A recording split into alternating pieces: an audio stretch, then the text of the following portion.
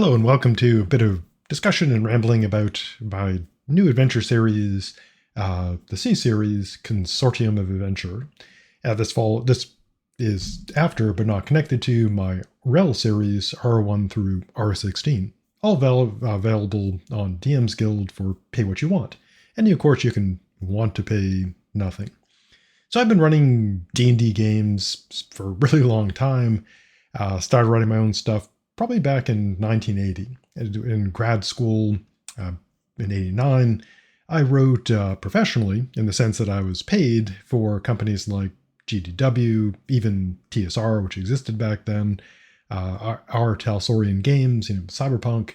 I wrote a lot of stuff. And now I'm a philosophy professor, so I have kind of like a side hobby continuing gaming. Now, usually when I write D&D campaigns, ever since I got kind of like not bad at it, I would usually have kind of a plan for a big story. There'd be kind of an overarching story with chapters to it, but there was kind of like an overall end goal in mind and a coherent string running through the adventures. And I've been doing this for a long time. My last series, the R series, is a coherent set of adventures going from the player characters arriving in the small town of Rel, their journey there, and which I'm running now is the end of the campaign, R16, Carathel, where the players, wrap up all the loose ends, and the campaign comes to the end of their journey, arriving in the area, facing all kinds of challenges, going through this complex plot line, all laid out in the R series. But one of my players who's been in the group a long time said, the story's, it's good and all, but he expressed a desire for getting back to kind of what he saw as the old ways of doing adventures, which is kind of like a episodic approach with really, like in a sense, no sweeping broad story. So very quickly, let's look at some, writing, ideas or theories. So I said, my usual approach when I started actually writing campaigns, as opposed to cranking out one-shot adventures, was to have an overarching story. There's some pluses. If you do it well, and that's one of the challenges, it has coherence. It is going to have this meaning to it. The characters are developing, as part of a story. The story develops, the world develops, and it seems purposeful. It can have this depth to it. Minuses, of course, lots of minuses. Writing is hard. I've been doing it a long time, and I'm okay, basically. No Stephen King. Because also, I'm also from Maine, but everyone's heard of Stephen King, and odds are, probably haven't heard of me, as it should be.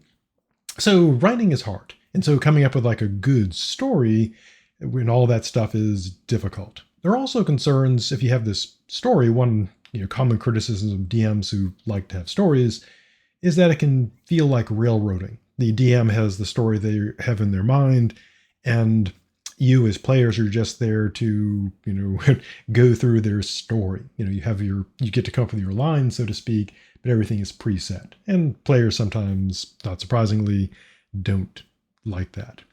Now, there's also, of course, the risk of that from a DM standpoint, once you come up with all this great story, all these, chapters and this whole overarching thing, that the players just go off the rails. They just, for sometimes bad reasons, or sometimes very good reasons, they just don't want to be part of that story.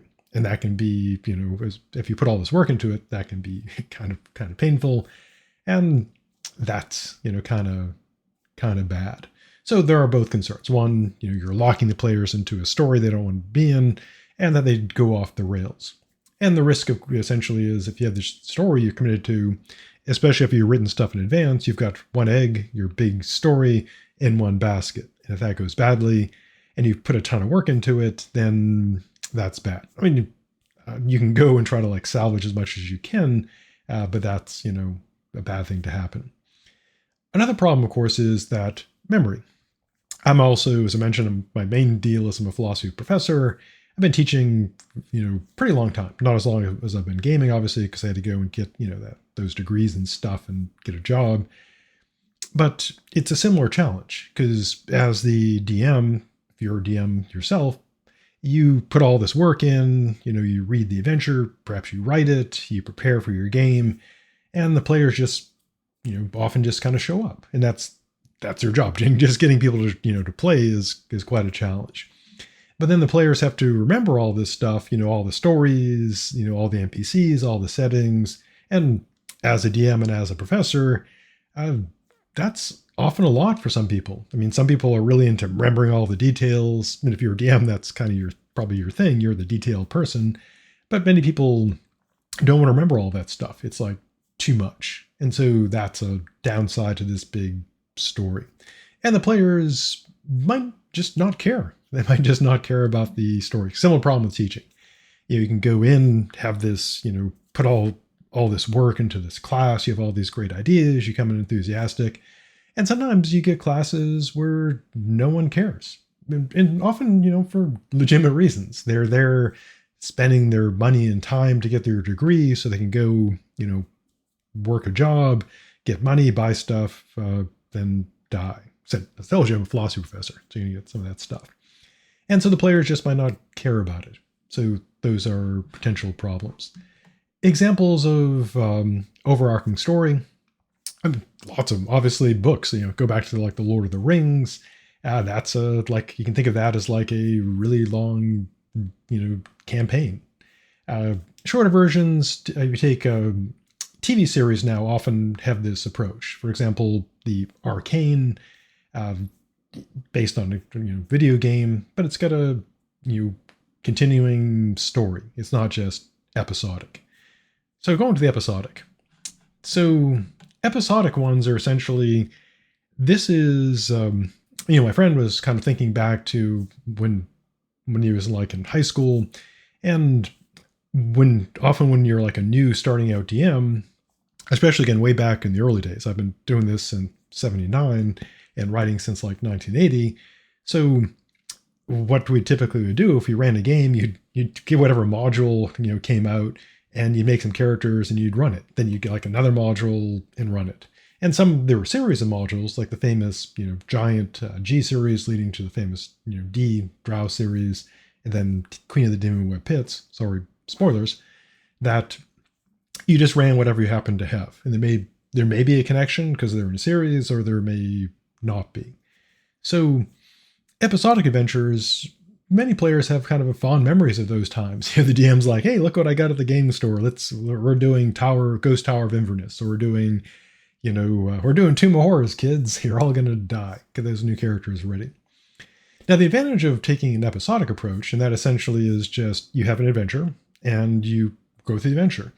Then you have the same characters, because it's not a one-shot, it's like a campaign. That's kind of the difference.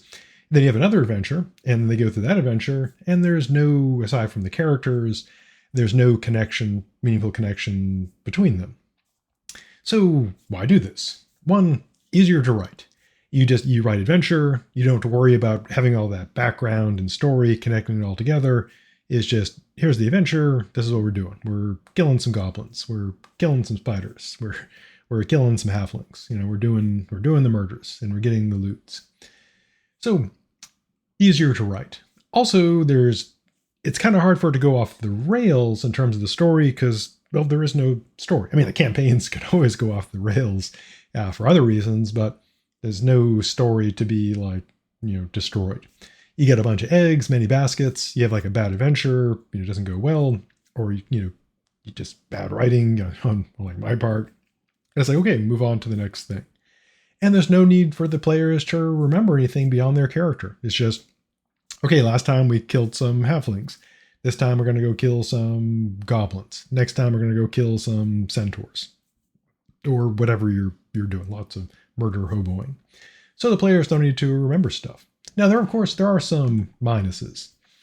It can seem disjointed. And players who like stories might wonder, why are we doing this? We're killing like halflings, now we're killing like some centaurs, now we're doing this, now we're doing that, why?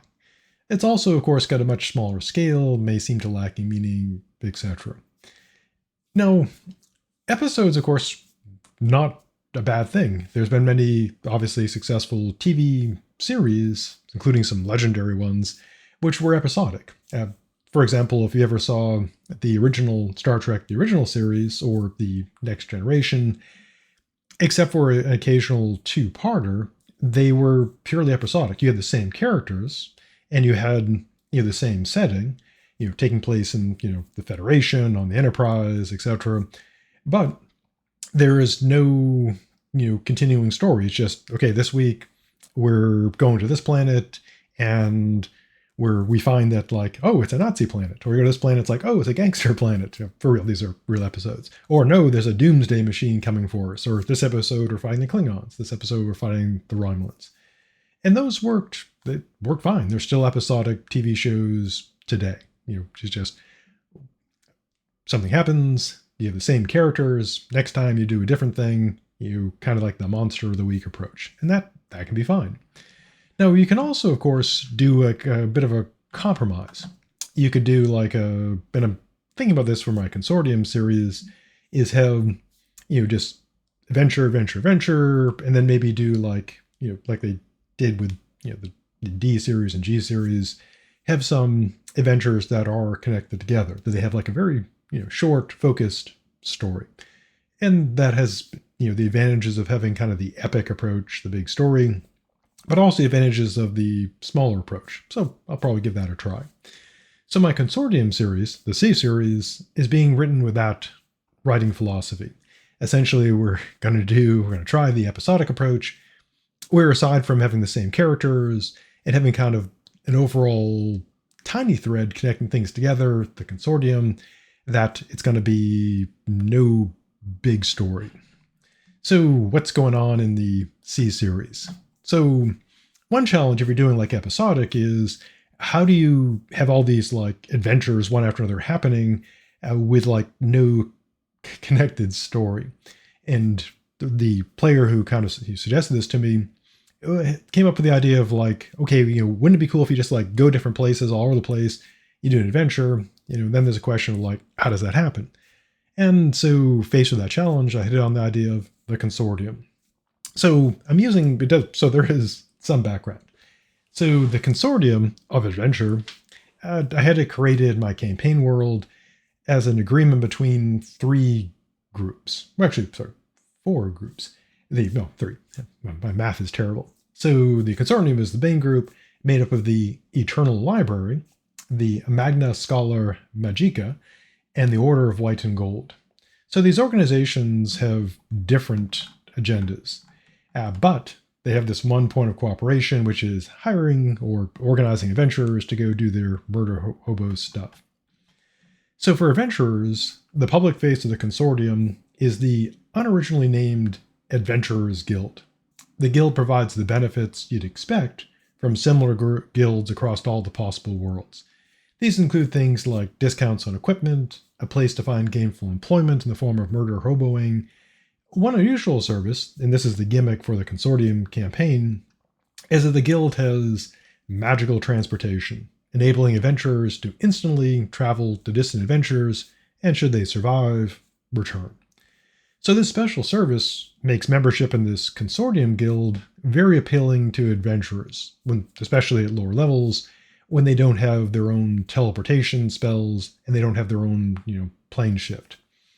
But of course, even powerful adventurers find this membership to be useful, if only because of its special connection to the Consortium. So, because of the philosophies of its three member groups and their desire to be able to operate as many places as possible, they're strictly neutral. This also allows, the practical thing of you could have adventurers of any alignment, any backgrounds, that way you have less, unnecessary, conflict. So the Consortium policy extends to the Adventurers Guild.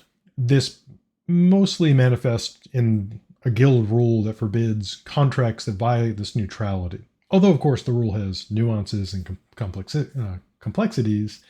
For example, while the guild contract adventurers to fight in a war between two nations wouldn't be allowed, contracts to fight, bands of ogres, that threaten a country would be allowed. Now, Adventurers, of course, are not expected to abandon their commitments or give up loyalty to their religious or political institutions. Is this a matter of guild contracts as opposed to a matter of their personal choice?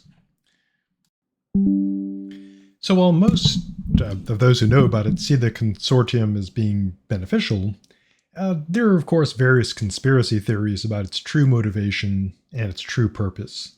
As would be expected, these tend to be variations of the notion that the consortium is secretly ruled by an evil or good power, and it will use its army of adventurers to impose its will.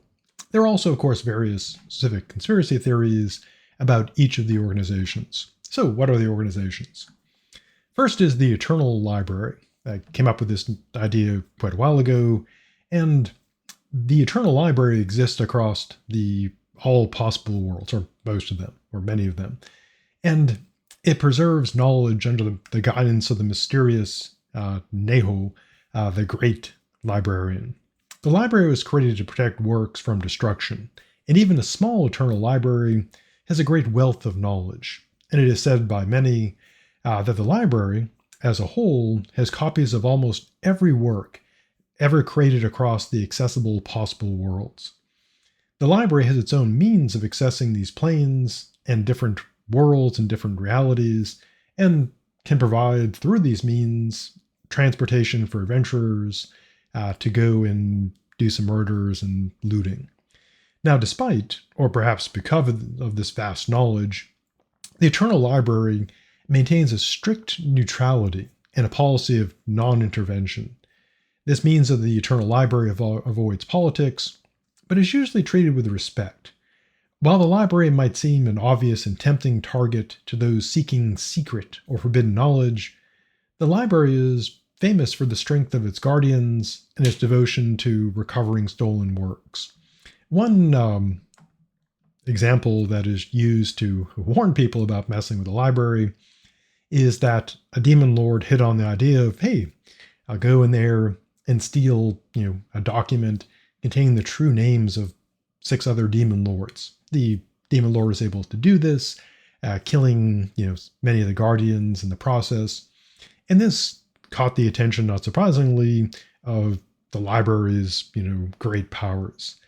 They put together a recovery team that went to the abyss, murdered their way through the demon lord's guards, and recovered the documents, and then left the demon lord alone with the humiliation.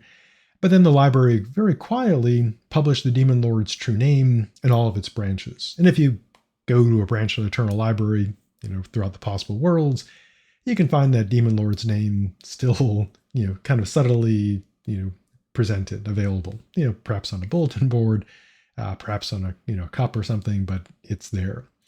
The demon lord, of course, had came to a horrifying fate, even by demonic standards, and because of this incident and others, few are willing to cross the Eternal Library. Now, the library also is quite generous. Anyone across the possible worlds can get a basic membership of the library if they haven't been banned for doing, crimes against the library or crimes against knowledge. Membership is free for children, and the library offers regular literacy and reading classes to children and illiterate adults. Those with deeper interest can become research members, and there are also more advanced memberships available in return for significant service to the library. The library also hires field researchers fairly regularly, and through its own, the guild that it sponsors often finds researchers. So, as you might suspect, in the upcoming campaign, there will be library-based adventures. Now, library members and field researchers don't have to embrace the library's policy of neutrality, but they're expected to follow the rules when acting on behalf of the library. People who are actually librarians or staff are required to follow the strict neutrality, although they're allowed and even encouraged to be involved in the community in positive ways that advance literacy and learning. As you might suspect, critics of the library often see this commitment to literacy and learning as political stances that they have taken a stand on teaching people how to read and teaching people to like know stuff and learn things. And this is often regarded as dangerous. Learning is often seen by those, who wish to maintain power, the controlling elites, to see the education of others as extremely dangerous. The library, of course, rejects this view. They insist that they do not teach any particular doctrine or system of belief, aside from, reading is good, knowledge is usually good. And they do recognize the dangers of, some forms of knowledge like, demon summoning, etc. Their response, their defense of learning and education, only serves to infuriate their critics. And it is fortunate for the library that they are powerful enough to stand up to threats, although there have been some notable exceptions. Now, in terms of the truth of the library, in my campaign, the library is exactly what it claims to be. It exists to preserve knowledge and is committed to strict neutrality in all other matters.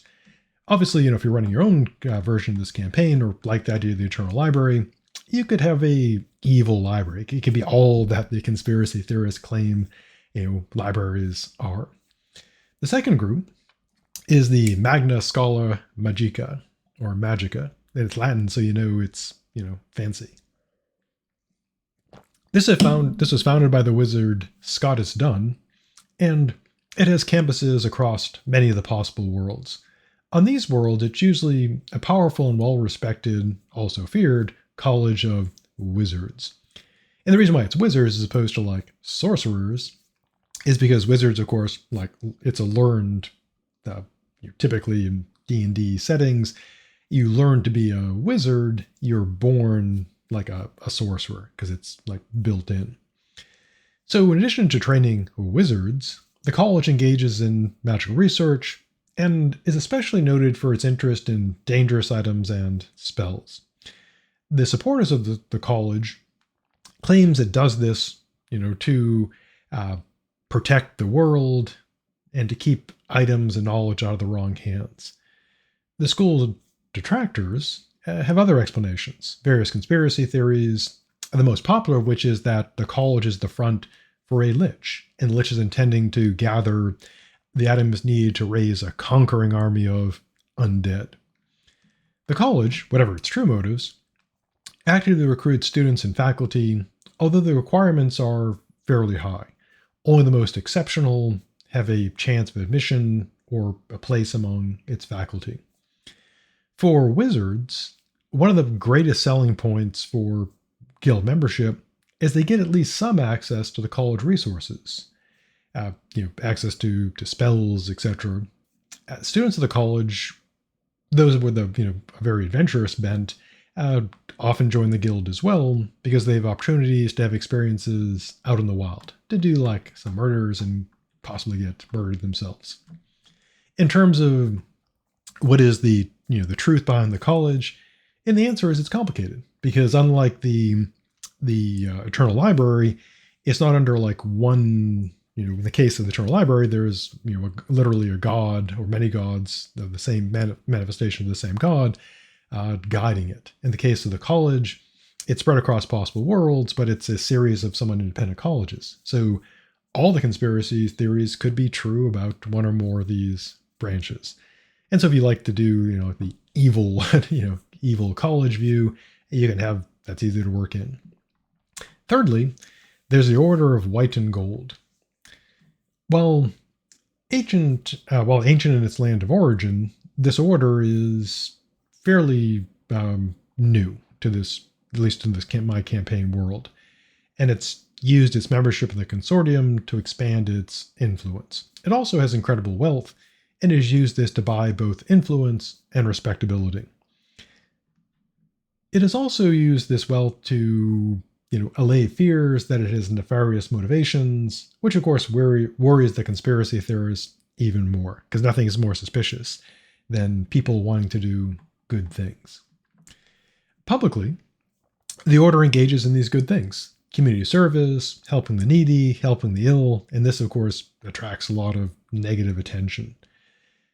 Not surprisingly, people attempt to rob or harm the members of this order, and they have found that the members of the order tend to be quite capable of, self-defense.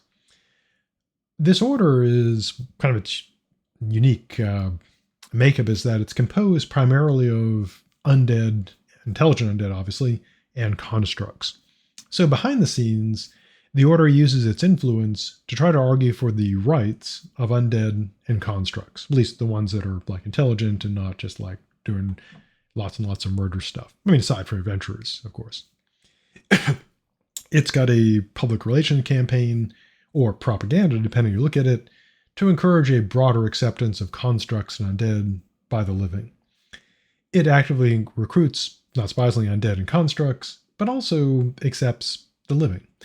It has very high standards because what could happen, obviously, if you had a rogue undead or rogue construct that's a member of the order, that could damage their reputation. Now, the order claims, of course, that it is motivated to support adventurers for benign reasons. They want to improve the reputation of intelligent constructs and undead by recruiting them into the ranks of adventurers to be adventurers rather than monsters. They also claim they want to employ adventurers to free intelligent undead and constructs from servitude. They also hire adventurers to discreetly deal with dangerous constructs and undead. The Order also shares the Eternal Library's goal of recovering knowledge, but with a special focus on, not surprisingly, construct and undead. Their detractors claim that the Order has wicked motives. Some suggest they're planning to use the relative immortality of constructs and undead to take over the world. The wildest conspiracy theory claim that the Order is from a possible world, an alternative reality, that was conquered by an alliance of constructs and the undead. They speculate that the Order intends to convert the living of this world into undead and to convert the resources of the world into more constructs. There's even talk of a plot to destroy the air, making the world suitable only for unbreathing undead and constructs. Well, most who've heard of this see the theory as absurd. There are those who are trying to learn more about the Order, because the idea of like undead and constructs trying to destroy the world is not, certainly not impossible. And some of them, these people who are worried about the Order of White and Gold, see the Guild as an ideal way to start infiltrating this Order, to see what they're really up to. Members of the Order always wear masks and clothes of white and gold when in public. If asked about this, their explanation is that their attire, so you can't see if they're a construct or undead or living humanoid, makes others engage with them as if they're people, as opposed to being undead or constructs or the living.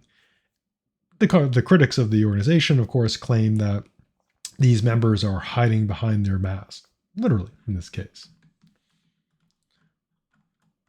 Now, in terms of the Adventurers Guild, the idea essentially, the purpose of this in my campaign is that the guild serves as kind of the involve the players aspect. So essentially, how do you get players, the PCs, rather involved in each adventure?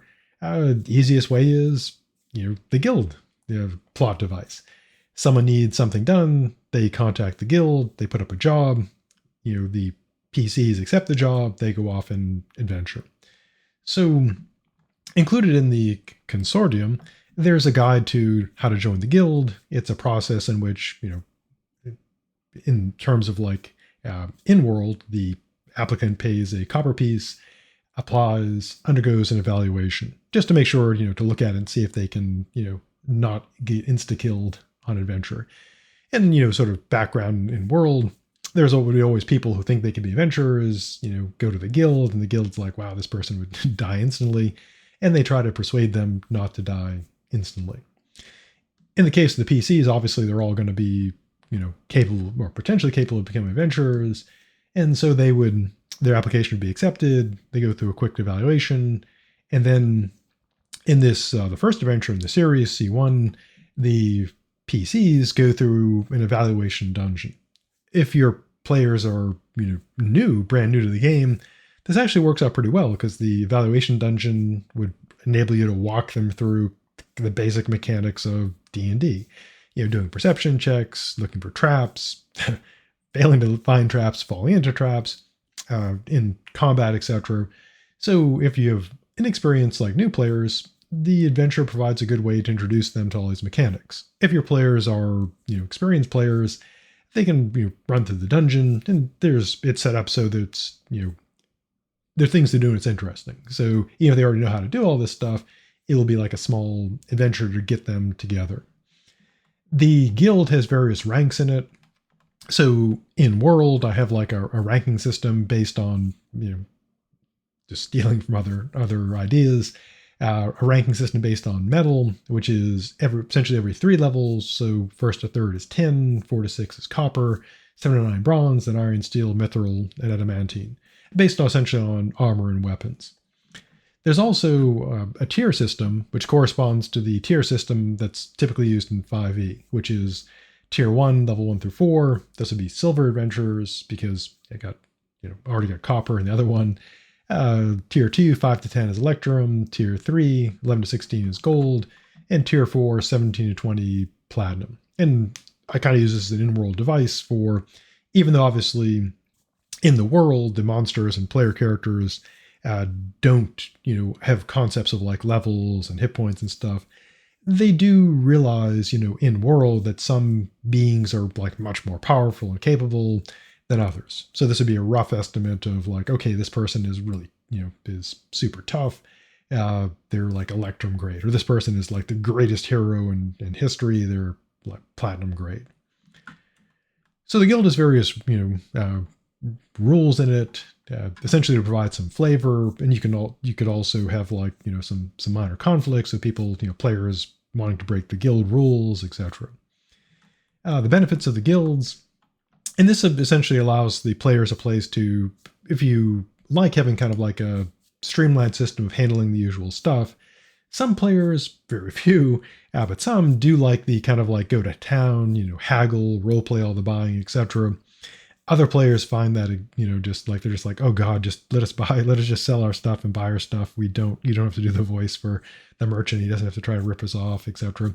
And so depending on your players, this can in world solve it in a very sensible manner. The guild provides access to crafting rooms. They give a 5% discount on items. They buy all viable loot unless it's like total garbage at half the selling price. They provide a discount on spellcasting services, loans at very reasonable rates. They get access to jobs and guild support and securing these rewards. Guild lawyers, where lawyers are accepted. A basic membership in the internal library.